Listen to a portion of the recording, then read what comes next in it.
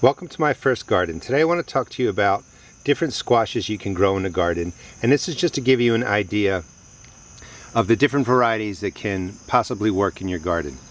First thing that you need to know, there's basically two kinds of squash. There's summer squash, which you plant, grow, and you really harvest, depending on your zone. I'm in Maryland Zone 7, before the end of August, and that grows pretty quickly. And then there's winter squash, which is something like the butternut squash, which grows for your whole summer, and it's really not ready into the fall. And it's a kind of squash that can last in your house for weeks before you use it. And it's a squash that you use, it's a storage squash that people grew and they would use it throughout the winter.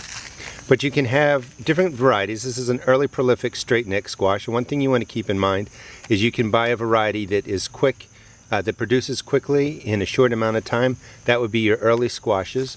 There's the winter squashes. One of them is a acorn squash. Another winter squash is the butternut. And again, the winter squash is a squash that grows through my area June, July, and August. You really pick it in September, and it can store and last for many, many weeks. Another great winter squash is spaghetti squash. Then you've got your standard zucchini. You have your yellow squash, another zucchini. This is a scallop squash, which is an early squash. This is also a summer squash, but there's a lot of different varieties.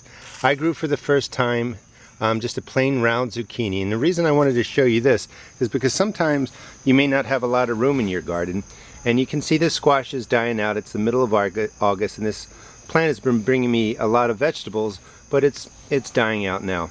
But you can see that it doesn't take up a lot of room. It only takes up, maybe a 3-foot space. And the zucchinis taste just like the green zucchinis, yet they're round. And to harvest them, all you do is cut the top off. See if I can do this left-handed. And you just want to cut it so that when you break off your zucchini, you don't harm the vine. But this tastes again just like green squash. It's great for compact spaces, and I found it to be pretty disease resistant. Even though it's a little bit beat up now, it did great throughout the summer. And one of the interesting things about this squash is you can cut the top off just like a pumpkin, core out the seeds, and then you can bake this with meats in it, with rices in it, or other different vegetables.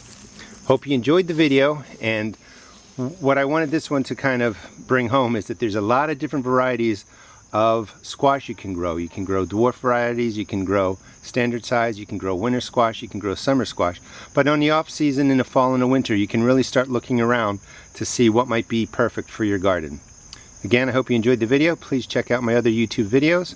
Thank you very much.